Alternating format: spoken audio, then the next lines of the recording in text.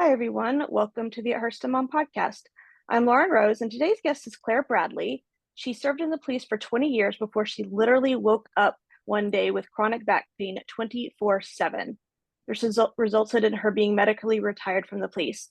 She's retrained at least twice since then and now runs her own anger management coaching business. Thank you for coming on. Thank you for having me. Thank you for inviting me. Sure. So let's just start before we get into the topic of anger. Let's just hear your story. Like, what are your experiences with chronic pain? So like you've just mentioned, I literally woke up one day and I actually started getting tinglings in my fingertips and my arm would feel numb. And I remember, and I was in the police at the time, and I would sit at my desk, just kind of squeezing my hand, thinking this is a bit strange.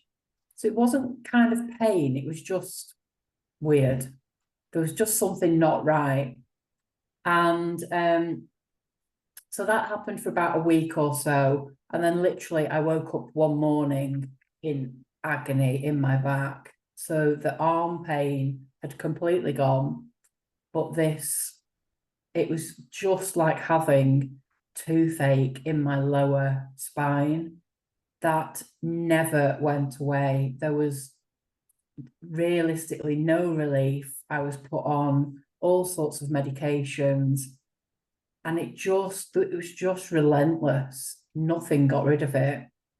And I went to see the pain management and they said that they would write to the police and say that I didn't have to wear my stab vest anymore. And I knew that as soon as the doctor wrote to the police, that would be my career kind of coming to an end very, very quickly. So I asked the doctor not to do that.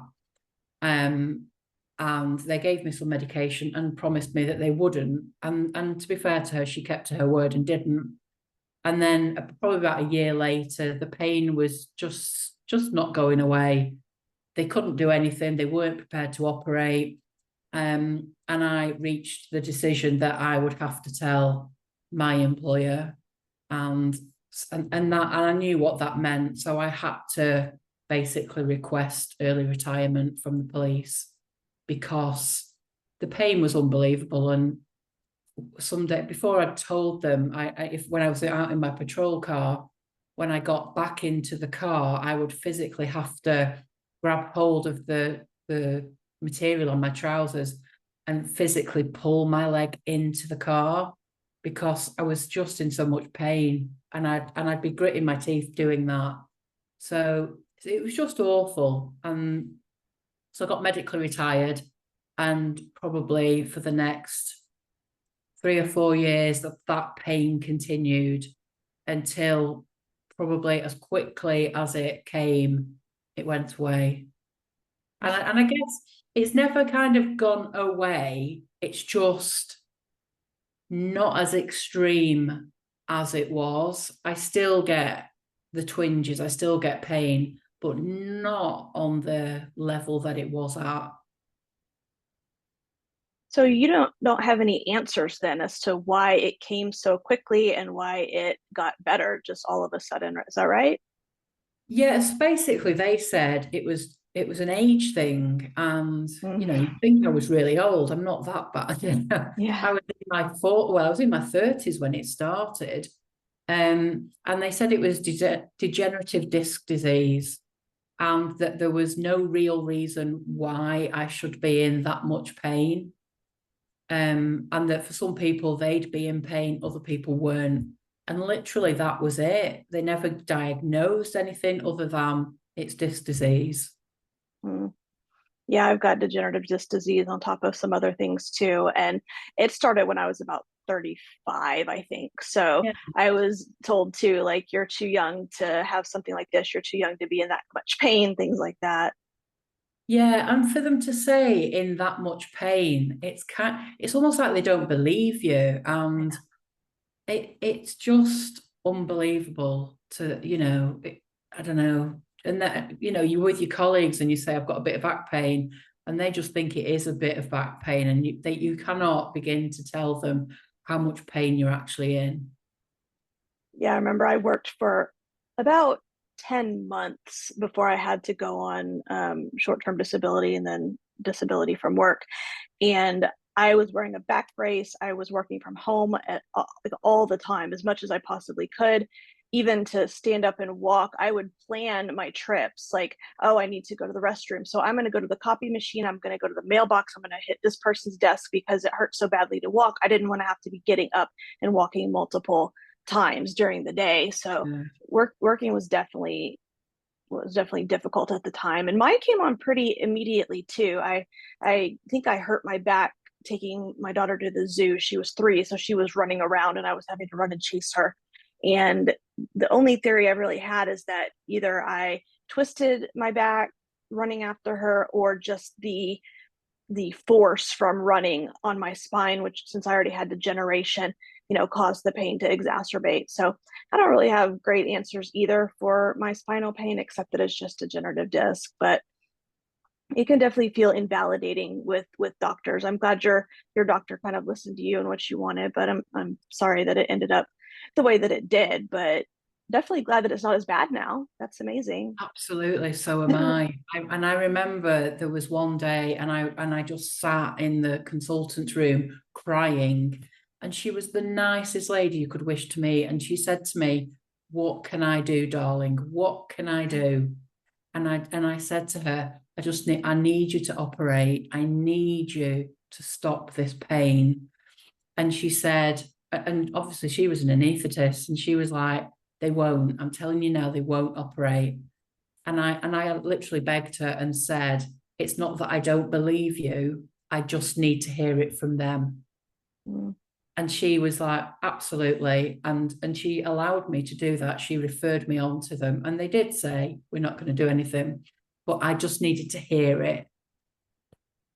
Right. It chronic pain and doctors don't mix very well. I talk about this a lot, but I feel like, acute pain doctors kind of know what to do. They know what to do if you break your arm. They know how to set it and tell you what to do so that it can heal itself. When it comes to chronic pain, there's just, because a lot of times there's not structural damage or a physical abnormality, but there's still severe pain, and they just frequently don't know what to do about that. And yeah, I did wonder at what point are they just going to say, "Well, we've done everything." You've had the physio, you've had rehab, you've had acupuncture. At what point were they going to say to me, "There's nothing more we can do," whilst I was still in that much pain? And thankfully, it must have just settled. I have no other explanation for my spine has just settled itself into a place it's happy. Yeah, I had a few doctors with my chronic headaches that told me I've done everything that I know how to do. I think I had like 5 or 6 of them tell me that I can't do anything else. I don't know what to tell you. And so that's really disheartening when you hear that from a doctor. But I also have to try to give them a little bit of grace, because they're just human and they only know what they were Yeah, taught. yeah, absolutely, absolutely. I was when I was going through my ill health retirement, that took 18 months in itself, because the police had to class me as being disabled as a police officer. And so I had to kind of get medical reports and independent medical reports, etc. And that's where I feel that um, the hospital didn't really have my back, because the head of the pain management unit had made a policy that nobody within his unit could do reports. However, if you went to the private hospital, which was literally across the road, he would provide you with a report. So the logic behind that was, it was just money making for him. So we ended up having to, it was a couple of months pushed back because of him refusing to allow his other colleagues to do a report, Mhm. which was ridiculous. Yeah, yeah. I don't even know what to say about that. Yeah, it is. Yeah, it is what it is. It doesn't help. Yeah, I know. So let's talk about a topic that I really like to learn about and discuss and think about, which is anger. So you're an anger management coach.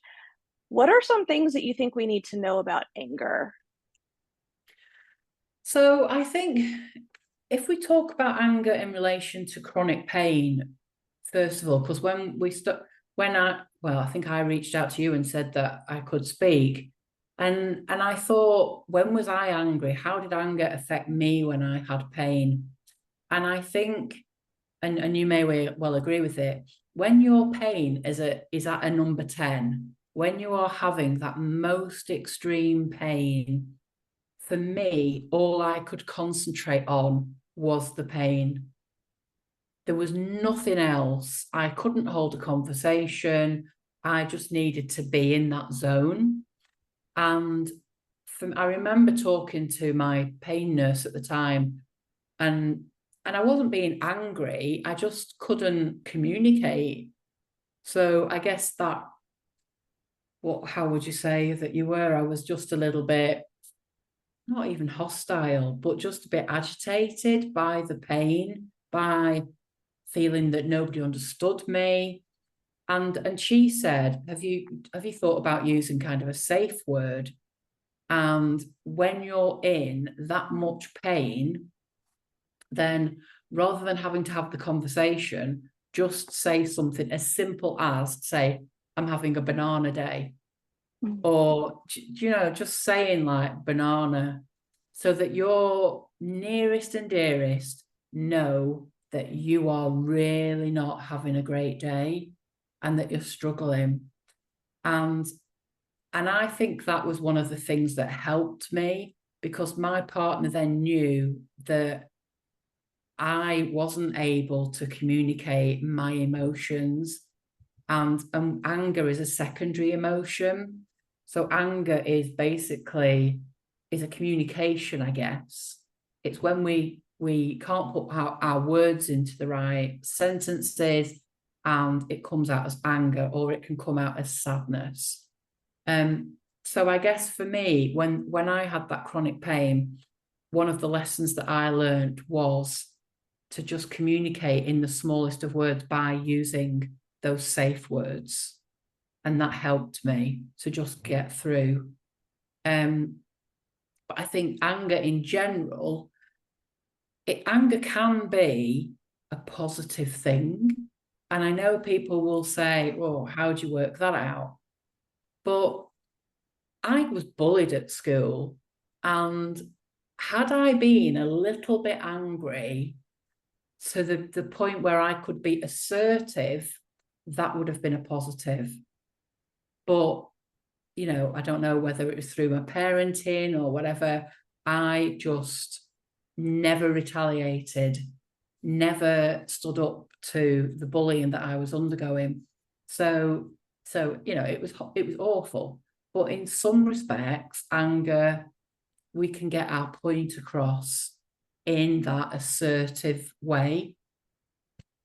But we all know anger can also be a terrible, how do I put this? Destructive. Anger ultimately can end people's lives. Mm. So, and I think it depends on how we look at it. We can have very, very healthy relationships with anger, but we can also have it where it destroys us, it destroys other people.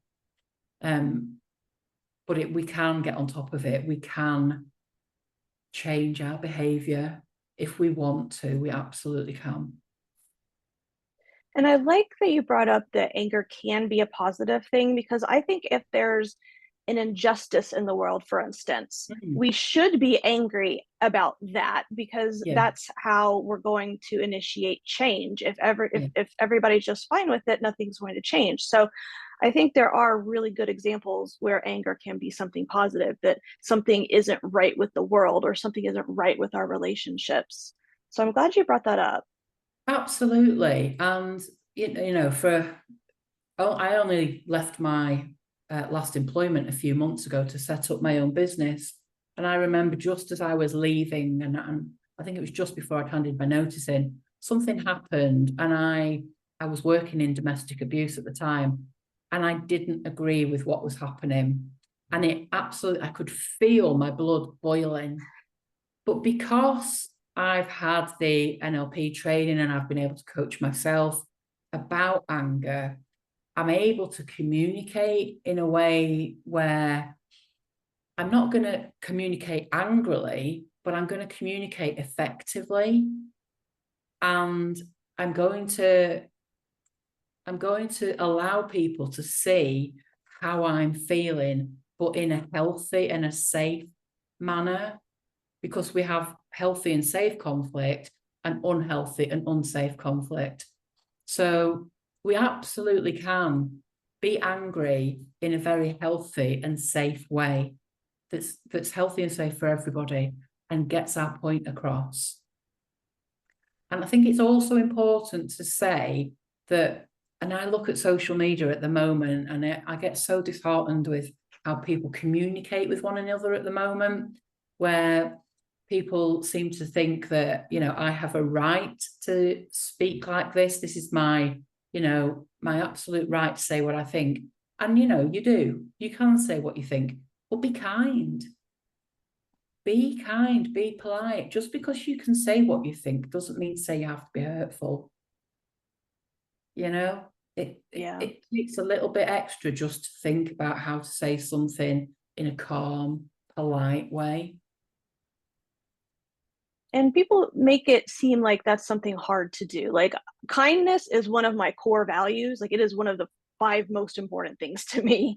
Yeah. So I don't understand. Even when I'm angry, I kind of go the opposite route of being destructive. I kind of internalize most of it. Mm-hmm. But when I do, come out and talk about my feelings, I really do try to do it in a very kind and healthy way, which is absolutely possible, especially if you've got, healthy relationships that will honor how you're feeling, and people who will honor how you're feeling, people who will listen to you, people who will try to see your point of view and who won't gaslight you or, make you feel like you're always wrong or something like that. So I think healthy relationships are really important. And you're absolutely right. A healthy relationship is about not just having your say, it's about hearing that other person and listening. And there's a difference between listening and actively listening. When we're actively listening, we are hearing what is being said and we're able to communicate in response to that. When we're listening, we might just be hearing that as a kind of just a bit of chatter going on, and we're not actually hearing those words, and we're not taking in and regarding what that person's saying. And I think that's so important to enable that communication. Do you suggest that people, repeat back what they just heard the other person saying during conversations like that? I hear that a lot. I'm not sure whether I'd say repeat back, but I always say to myself, there's no laws that say we have to get into that conversation. There's no laws that say you've got to respond to what's being said. So if we want to think about what's being said, then take the time to think about it and take the time to say, even if it's, I hear what you say, but just give me a minute to think about it. Or I hear what you say, I'm just trying to get my thoughts together. And also I always say, think about what is the positive that is coming from what you're about to say or you're about to do. So if there's no positive intention in you're about to tell that person what you actually think about them, what they did 10 years ago that's still really affecting you, then they're going to have it and I'm going to tell them exactly what I think. What's the positive intention there? It's just to hurt them. Well, that's not a positive intention. So think about what the positive intention is and really think about it. And when you're doing that, that will slow you down. And so you're not going to respond straight away. And what that will do is it slows down kind of your metabolism, your thought process. It gives you that time to think. And this is what you need to do. You need to reflect. So you're reflecting on what you've already said. You're reflecting on how you're feeling, what's going on for that other person. Why are they saying that? And actually, do they have a point? Am I seeing things from their point of view? And, you know, have I worded my communication in a manner that is straight to the point so they understand it? Or have I been a little bit confusing in what I'm saying? And also, what would somebody else think about this? So if we were sat in a coffee shop having this conversation, what would somebody sitting nearby think? What would they see? What would they hear? And what would they feel? And for me, if you take all of those things into account, and it can literally be just split seconds of that thought process, for me, it takes the wind out of your sails in any snap decision responses, etc. And if ever now I'm in conversation with somebody and maybe they're having a go, or, you know, whatever, their communication style might be quite negative towards me. If I take that time to think about what is going to be my positive, what's going on for them, what's going on for me, am I communicated properly? What would somebody else think? I've slowed down. And then I'm generally probably at the point where I'm not actually now going to say what I was going to say, which could have been quite destructive. So it takes the wind out of your sails. It takes that impact out as well. And it just gives you a little bit of breathing space. So you could repeat what they've said, like you suggested. But for me, by just doing all of that, I'm still staying quiet and I'm being quite reflective. And that works for me. And that's what I say to my clients. I think that's wonderful advice. I think the repeating back is mainly to make sure that to show that you were listening, to make sure you understood what they were saying. But I definitely like, look at your intentions. Like, what's your goal for what you're about to say? Is your goal, like you said, just to hurt them? Is it to be right? Is it to fix a problem? Is it to grow the relationship? So having a positive intention is really important before you open your mouth. And I'm generally really good at thinking through before I say something. Sometimes it takes me more than a few seconds. I have to go in the other room, be by myself for a few minutes and kind of process before I can have a difficult conversation. But by the time I come out, I'm not feeling that as much of that anger anymore, because I've had time to process it. So I've kind of done that anger thing in my head going back and forth, and it's much calmer when I actually have the conversation. Absolutely. And if you imagine, like, in this moment now, having a conversation with someone who's angry, who's shouting, who might be swearing at you, realistically, how much of that conversation are you listening to? You're not. So how can we expect people to listen to us when we're screaming and shouting and slamming doors? They're not. They don't want to be in that conversation. We've got our amygdalas doing our fight and flight. So nobody wants to have that conversation with you. And I'm in quite a lot of anger management support groups. And the common thing that I see people saying is, so I'm supposed to just let them walk all over me, kind of thing, and not react. And nobody's saying that. What people are saying is, by all means, have your say, but do it in a way that you're actually going to be heard. So do it in a manner where you've reflected on what you're going to say.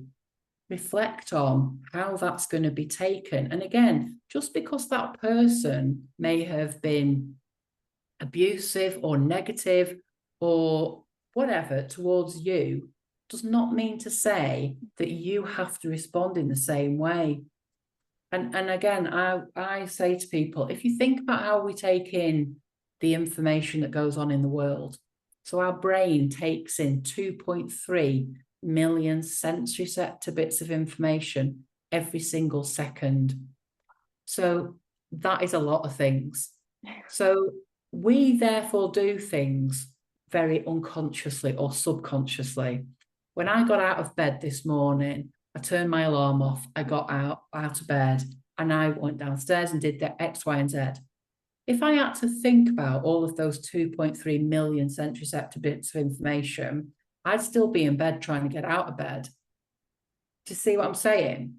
So our brain filters things using our senses. So our feelings, our sight, hearing, smell, touch. And so everything that I'm saying now and how I'm acting, your brain is filtering that out. And it filters things out based on what you like, you dislike, past memories, values, beliefs, etc. So you are doing that based on your,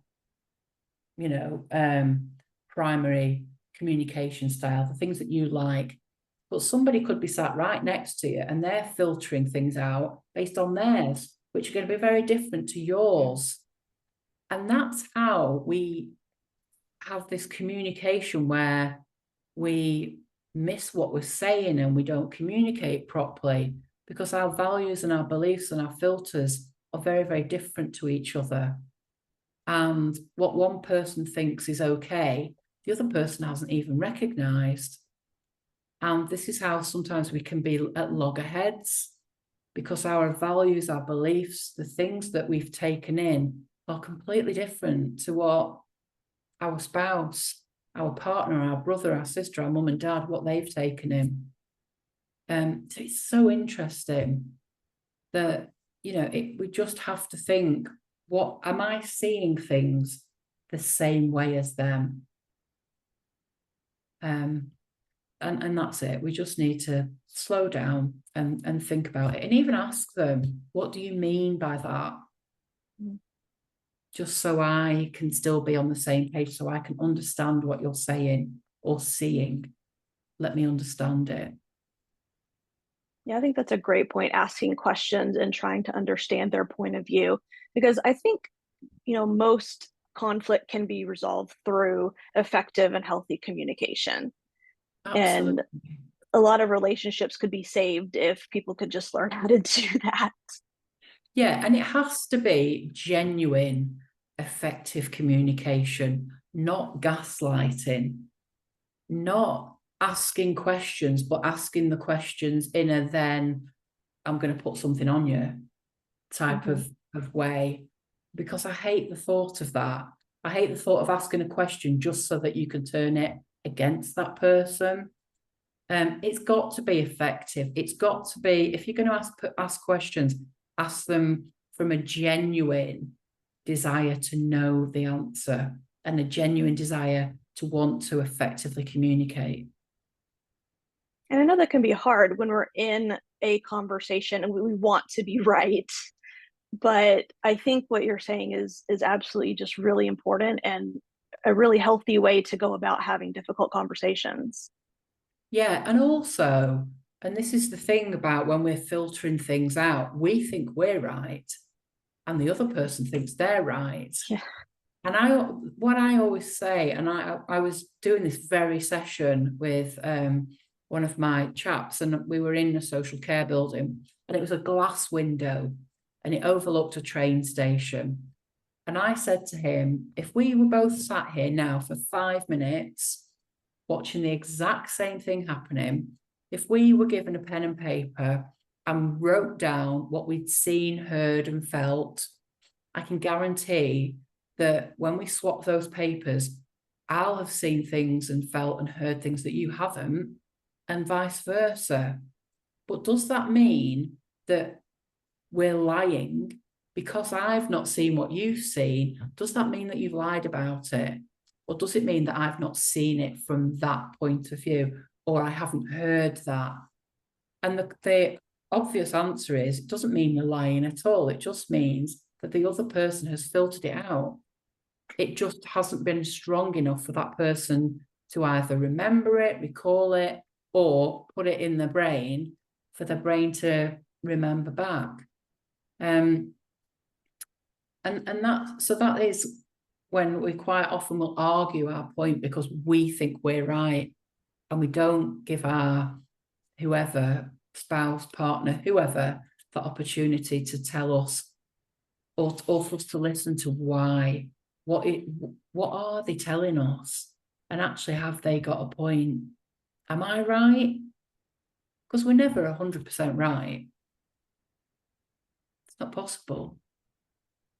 Yeah, and I think it would do us well to remember that we're not always right. Even though in the moment it feels like we're right, Yeah, there's a good chance that maybe we're partially right, but maybe the other person is partially right.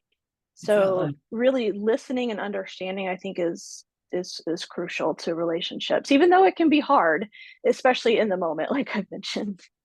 Yeah. And I think as well, just perhaps a safe way of realizing that we can still have those conversations is, if it's clearly causing someone to become agitated, then don't have that conversation there and then. Put it off. Do it until it's a better time.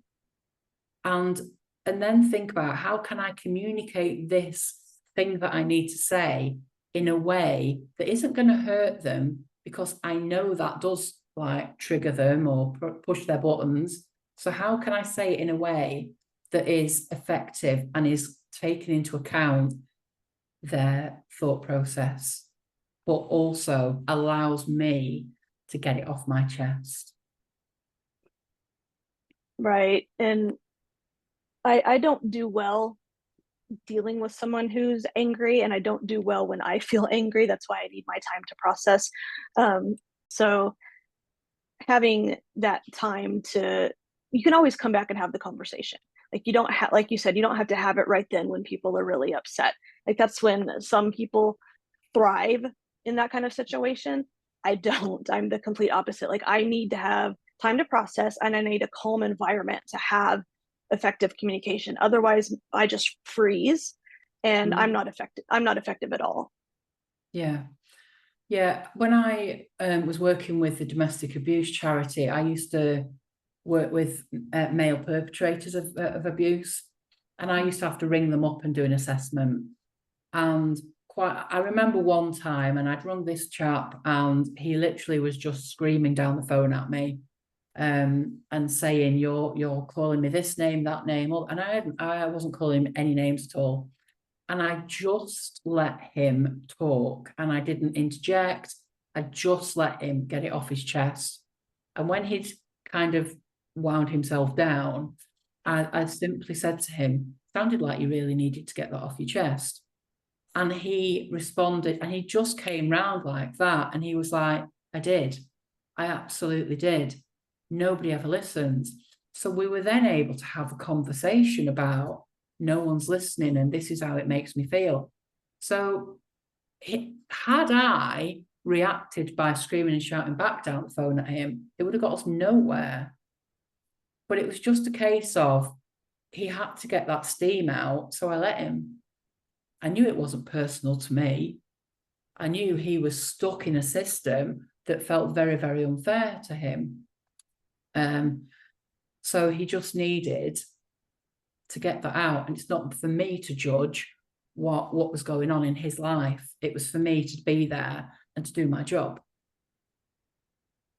That's a very healthy way to look at things. A lot of times it's not personal to us when somebody is angry at us or at a situation. And that's, I think one of the four agreements is don't take things personally.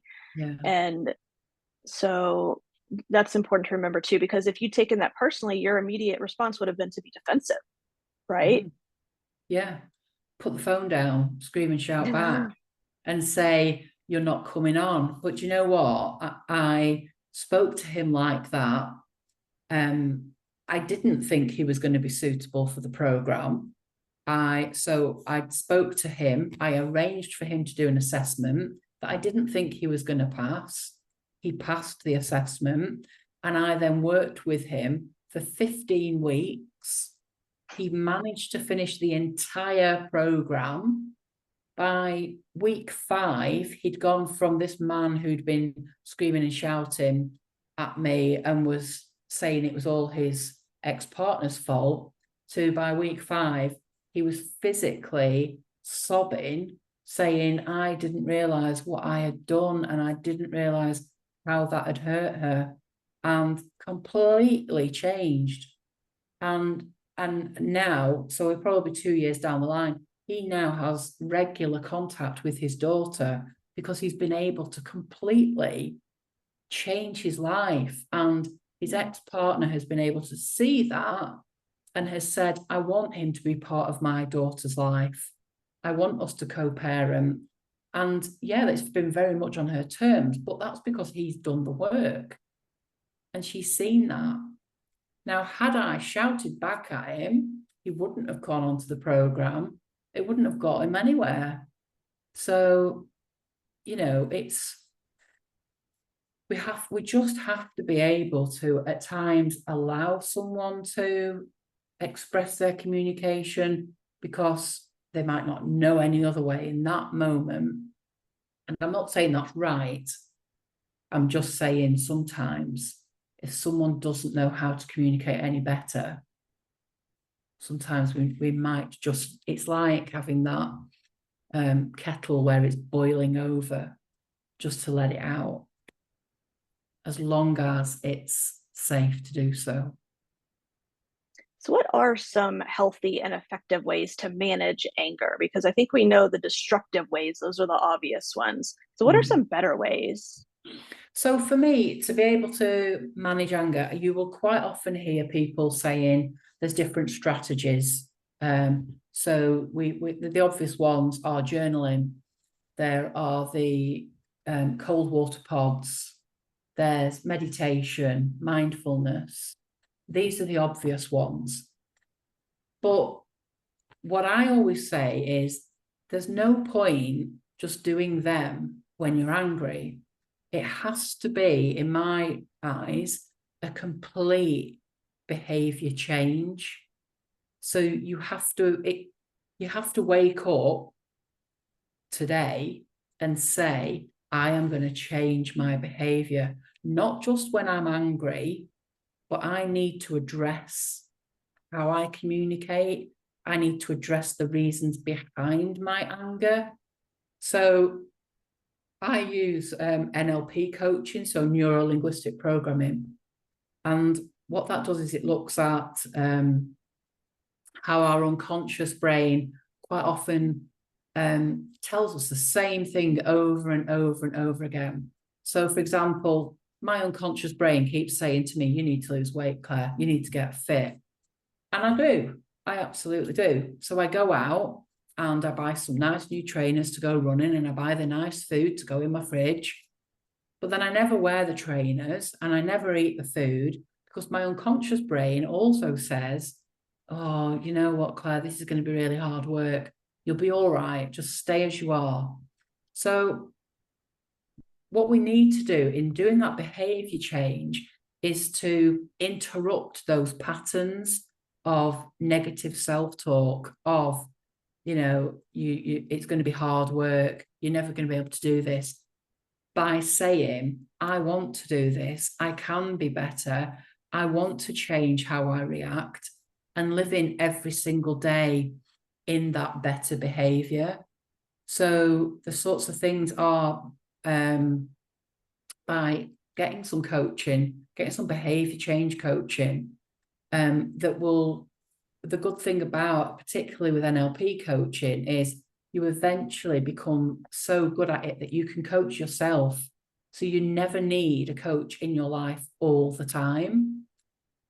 Because you can use things such as reflection. Why am I doing this?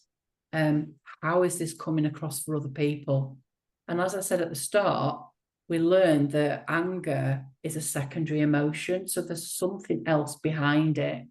And it's learning, what is it in my past that is causing me to be angry, that is causing me to react like this. And it's then addressing that problem. Address that problem so that you can move on, and move on every single day, not just when it's too late. Not just when it's too late. You've had that argument, you've slammed all of those doors, you've thrown all of those verbal insults, you've hurt your partner beyond belief, to the point that your partner's now threatening to get a divorce, take the children away, etc., etc. Well, going for a walk at that point, or writing in a journal, is not going to get you anywhere. You know, they have their place, they have their time, but to make good progress with anger management, it has to be a thought out daily process. It has to be a considered behavior change. You need to accept where you are and where you want to be, and make that progress every single day. I think that's great advice, because we can sometimes change how we feel, but we need to behave appropriately too, and behave in those ways that not only show other people that we can manage our anger and handle it in a healthy way, but show ourselves too, and teach our children if we've got children, or teach the people around us, because we are models for the younger generation, and they're going to learn based on how we act. So we can tell them all day long, you need to handle your anger appropriately, but if we don't, they're not going to learn that. Absolutely. And this is it. We are the models for our children, aren't we? So if they see us acting in a particular way, they're going to follow that. So how can we chastise our children for behaving in a particular way when they're seeing us doing it? We can't. So absolutely. And it's a healthy way of accepting and realizing and saying, yeah, okay, I have been this person, but now I'm moving out of that. I'm becoming something better, and celebrating that.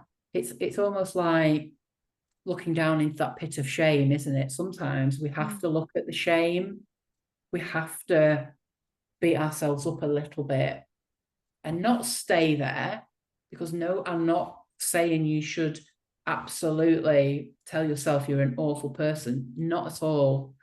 But there might need to be a level of acceptance that, you know what, I've done a few things that are wrong, but I'm going to make up for that. I'm going to do better.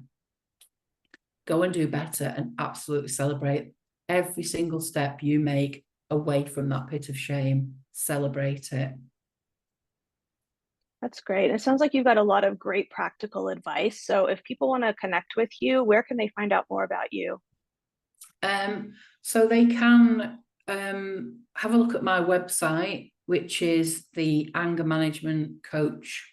So it's www.angermanagementcoach.co.uk. Or they can email me directly, which is clare@angermanagementcoach.co.uk. And Clare is spelled CLARE. Or they can find me on Facebook, Clare Bradley.